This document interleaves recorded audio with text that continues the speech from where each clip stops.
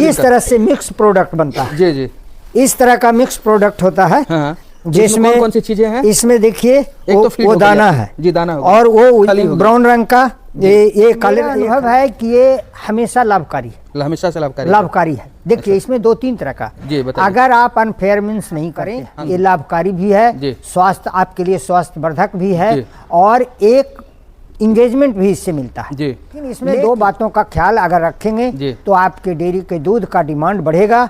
आप मिलावट ना करें।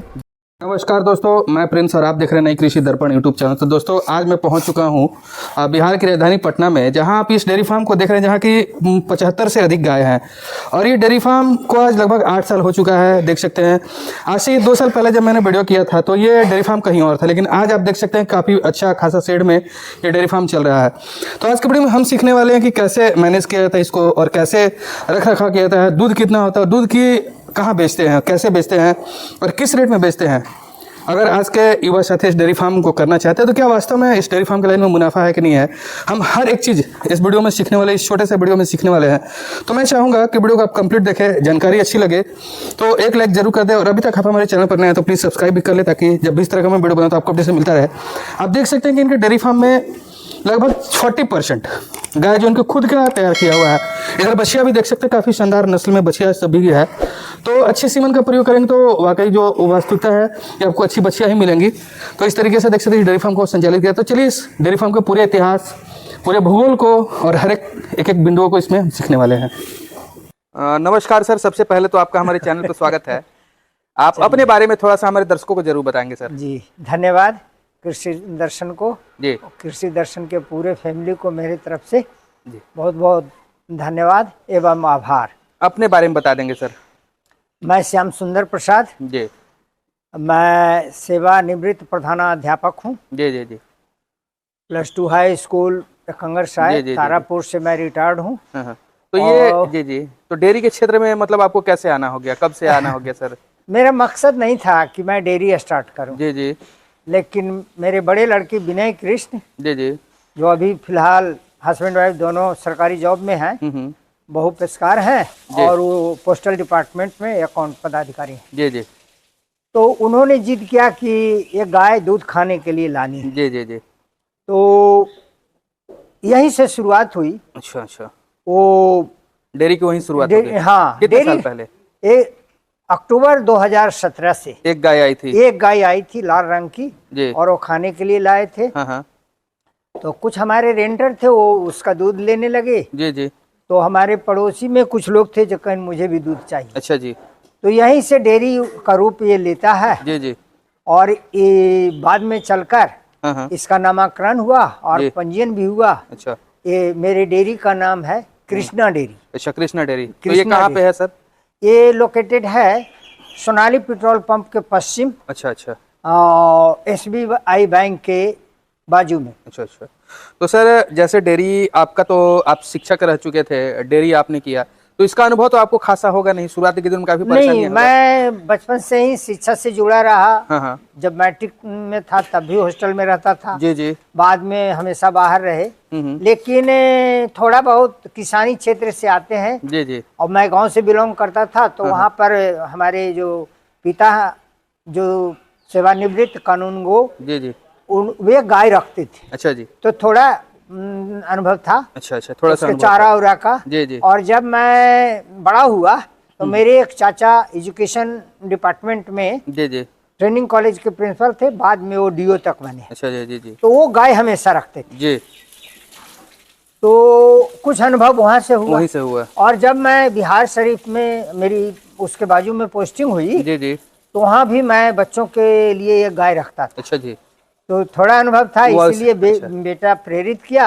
हाँ, कि हमारे भी छोटे छोटे बच्चे हैं, हम लोग हैं, अच्छा अच्छा, बाजार से शुद्ध दूध मिलता नहीं है। जी जी, तो हम लोग गाय एक रखें जो अपना खाना खाएं।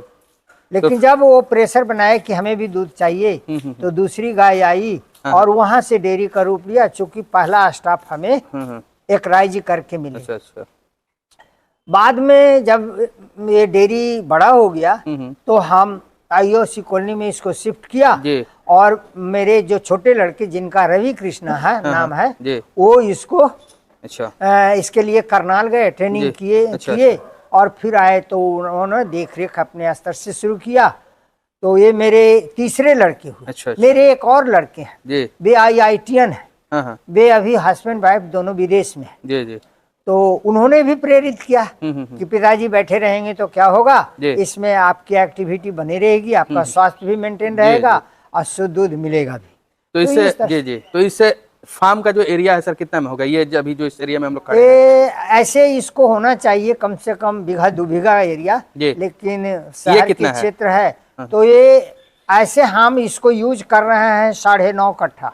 अच्छा, 9.5 कट्ठा। लेकिन गाय पालने के लिए इस्तेमाल कर रहे हैं वो 5 कट्ठा के आसपास में, 5-5.5 कट्ठा। हाइट कितना लिए हुए हैं सर? हाइट तो इधर 17 फीट है और उधर 14 फीट। अच्छा, 14 फीट है। 14 फीट है। तो कितना फीट चौड़ाई है इसका? चौड़ाई लगभग 60 फीट। 60 नहीं, चौड़ाई लगभग 90 फीट। 90 फीट की चौड़ाई हाँ। है। अच्छा। और लंबाई 152 फीट। 152 फीट की लंबाई है। अभी एरिया जो हो जाए तो इसमें कितनी पशुओं के रख रखाव आप कर रहे हैं अभी? ये अभी हमारे पास गाय और उसके बच्चों को मिला करके 75 प्लस है। 75 प्लस है। तो जी जी, तो जैसे शुरुआत के दिनों में जब आपने डेयरी स्टार्ट किया तो काफी पशुओं को लेकर के समस्या होती है। पहले तो पशुओं खरीदारी में समस्या होता है, फिर उसका रख रखाव में लेकर के समस्या होता है।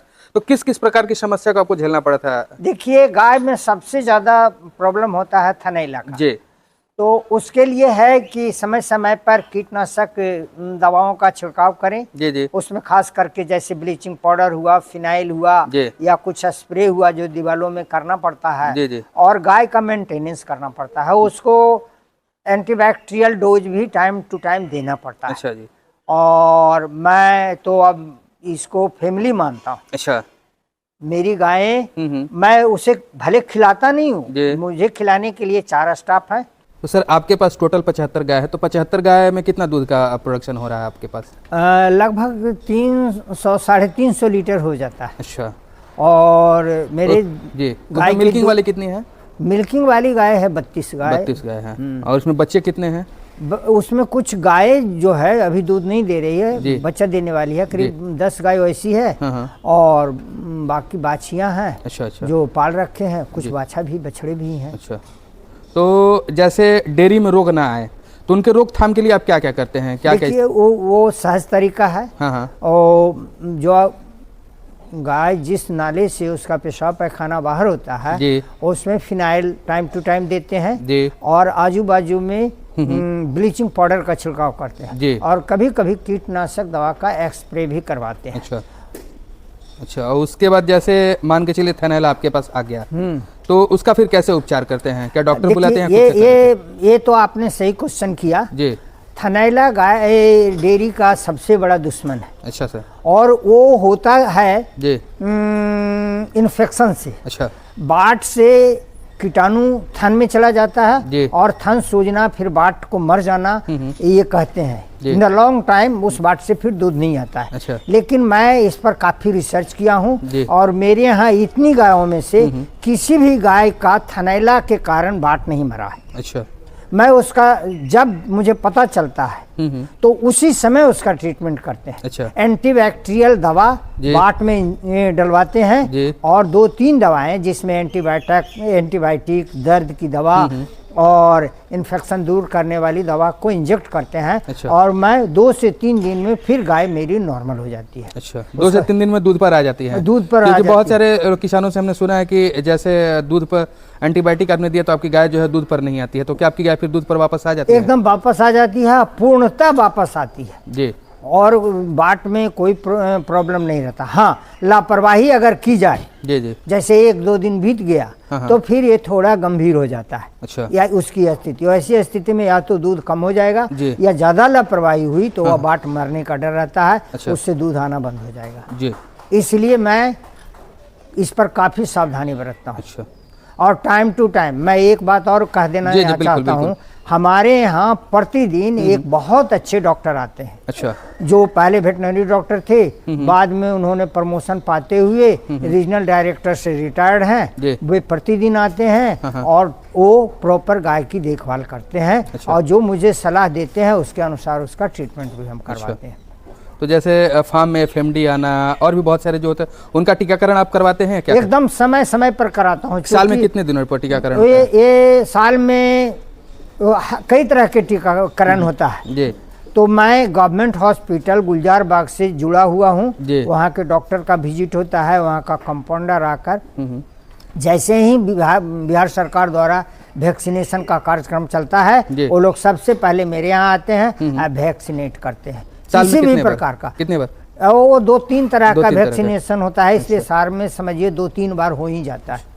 एक और समस्या झेलते हैं हमारे किसान भाई, ये रिपीट ब्रीडिंग की, जैसे पशु का रिपीट होना है, तो क्या आपके यहाँ भी पशु रिपीट करती हैं? एक बार में कंसीव कर जाती हैं, रिपीट करती हैं? देखिए, अगर आप खान पान ठीक रखेंगे, गाय का हेल्थ मेंटेन रखेंगे और गाय को दूध निकालने के लिए सुई नहीं लगाते हैं तो गाय प्रॉपर 1 से 2 बार सीमेन लेकर वो प्रेग्नेंट हो जाएगी। अच्छा, 1 से 2 बार में हो जाएगी? 1 से 2 बार।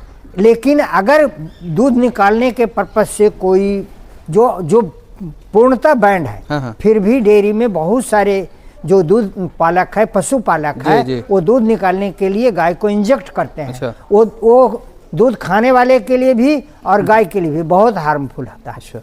और मेरे यहाँ ये बिल्कुल प्रोहिबिटेड है। अच्छा, तो जब आपने खान पान की बात कर ही दी तो क्या खिलाते हैं आप इनको, ये बताएंगे थोड़ा सा? मैं जी खिलाने पिलाने के लिए मेरे यहाँ जी दाना जो इस तरह का हौदा में फूलता है। अच्छा।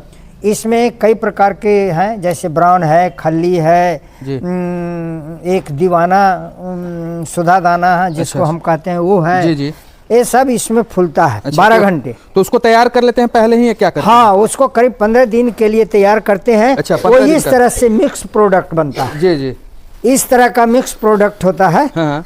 जिसमें कौन सी चीजें हैं? इसमें देखिए, वो दाना है जी, दाना और वो ब्राउन रंग का ये काले, ये खल्ली है जी, और ये राइस ब्राउन है। और इसमें हम जो व्हाइट दिख रहा है वो है कैल्शियम कार्बोनेट करके बनता है, यानी कैल्शियम पाउडर इसको हम कहते हैं। अच्छा। और इसमें नमक भी डालते हैं और शक्कर भी डालते हैं। अच्छा। ये सब तैयार करके रख देते हैं। ये जब खत्म होता है तो पुनः इसी तरह से हम तैयार करते हैं। जी। और इसके अलावे मैं अपने पशुओं को जी इसके अलावे कैल्शियम जी और मिनरल पाउडर जी, कैल्शियम लिक्विड फॉर्म में देते हैं और मिनरल्स पाउडर फॉर्म में देते हैं। अच्छा। और बेसन रहता है जी, जिसमें हम चना और राहड़ का बेसन, मकई का सत्तू जी और राइस ब्राउन मिला करके लगभग 1.5 क्विंटल या उससे अधिक 15 दिन का नहीं, 1 दिन का डोज, 1 दिन का 1 दिन का तैयार होता है। वो 1.5 क्विंटल सूखा, जिसको हम टब में घोरवाते हैं और टाइम टू टाइम कभी सरसों का तेल, कभी गुड़, ये भी देते हैं। अच्छा। तो इतनी सारी बातें हो गई। हमारे युवा साथी इस वीडियो को देख रहे होंगे, उनके मन में एक सवाल जरूर होगा, क्या ये व्यवसाय हमारे युवा साथियों के लिए फायदेमंद है कि नहीं है? देखिए, मेरा जो अब तक का अनुभव है जी, चूँकि 17 में स्टार्ट हुआ, आज 25 खत्म हो रहा है, तो मेरा अनुभव है कि ये हमेशा लाभकारी है। हमेशा से लाभकारी है। देखिए, इसमें 2-3 तरह का जी बताइए। अगर आप अनफेयर मीन्स नहीं करते हैं, हाँ सर, तो आपकी मान प्रतिष्ठा में भी गिरावट नहीं आएगी जी। और कोई काम बुरा नहीं होता है। प्रारंभिक काल में मुझे भी आलोचना सहनी पड़ी। अच्छा। लेकिन जो लोग आलोचना करते थे आज के डेट में वही प्रशंसा करते हैं। अच्छा। और वो लोग मेरे यहाँ जो आलोचक थे वे मेरा दूध जरूर लेते हैं जी। और वो कहते हैं कि आपके यहाँ का दूध मीठा भी होता है, मलाईदार भी होता है। अच्छा। और मुझे बहुत अच्छा लगता है। तो दूध किस रेट से आपका जाता है अंकल जी? मेरा अभी जा रहा है केजी के हिसाब से 60 रुपये। 60 रुपये। तो दूध के अलावा भी प्रोडक्ट बनाते हैं, सिर्फ दूध ही देते हैं? नहीं, अपने दूध का मैं पनीर बनाता हूँ। अच्छा। तो पनीर किस रेट से जाता है? पनीर 400 रुपये केजी के रेट से देता हूँ। तो 1 किलो पनीर बनाने में कितना दूध की आवश्यकता पड़ती है? देखिए, ऐसे दूध बेचने में मुझे ज़्यादा लाभ है जी, क्योंकि 7 से 8 लीटर दूध लगता है 1 किलो पनीर बनाने में। अच्छा। और उसके बाद जलावन, मेहनत, जो मेरी सावित्री सिन्हा धर्म पत्नी है, उनका खास कंट्रीब्यूशन रहता है पनीर बनाने में। अच्छा। और बहुत जायकेदार होता है। जब पनीर फ्राई करते हैं तो वह पनीर खुद घी छोड़ता है जी। क्योंकि हमारे यहाँ दूध से क्रीम निकाला नहीं जाता है, वो आपके पनीर में मिलता है। अच्छा। और घी का भी कारोबार है जो बिहार गवर्नमेंट के लैब में टेस्टेड है। अच्छा। लेकिन ये घी कहीं से क्रीम मंगाकर तैयार किया जाता है, जो ऑनलाइन मार्केटिंग में भी चलता है और ऑफलाइन यहाँ से भी लोग लेते हैं जी। बड़े बड़े शहरों में मेरा घी जा रहा है। अच्छा, तो अब अंततः एक सवाल पूछेंगे कि क्या हमारे युवा साथियों के लिए आप क्या संदेश देना चाहेंगे? देखिए, मैं अपने बंधुओं को, अपने भाइयों को जो शिक्षित हैं और बेरोजगार हैं, उनको मैं यही सलाह दूंगा कि ये रोजगार आप करें, ये लाभकारी भी है, स्वास्थ्य आपके लिए स्वास्थ्य वर्धक भी है और एक इंगेजमेंट भी इससे मिलता है जी। लेकिन कम से कम 10 गाय से अगर प्रारंभ करते हैं, अगर आपकी क्षमता कम है तो 5 गाय से भी प्रारंभ करें, लेकिन इसमें 2 बातों का ख्याल अगर रखेंगे तो आपके डेयरी के दूध का डिमांड बढ़ेगा, आप मिलावट ना करें, और दूसरा पशुओं को दूध देने के लिए कोई सुई ना लगाएं, उसके स्वास्थ्य का ध्यान रखें, टाइम टू टाइम वैक्सीनेशन कराएं, और अगर उसका खान पान ठीक रहेगा तो दूध भी अधिक करेगी, और उसके बच्चे को अगर पालते हैं तो आपका वो ब्याज के रूप में आपको मिलता है। तो अब तो आपका जब 8 साल हो गया तो गाय भी यहाँ से बेचते होंगे आप? हाँ, हमारी गाय बिकती है और बिकती है तो अच्छे कीमत में बिकती है, क्योंकि उसके पास दूध अधिक रहता है जी। और मैं क्या बताऊं, मेरी अपने घर की गाय 75,000, 60,000, 65,000 इस रेट में जाती है। अच्छा, तो आपके डेयरी में कितने परसेंटेज अब आपकी गाय रह गई है? क्योंकि अब तो अभी हमारे यहाँ अपने घर का तैयार किया हुआ गाय 40 से 45% है और 55 से 60% अभी पुरानी गाय हैं, लेकिन बहुत सारी बाछियां जो गाय बनने वाली है नेक्स्ट 1 ईयर में मेरे अपने घर के गायें 99 प्लस हो जाएंगे, 90 प्लस हो जाएंगे।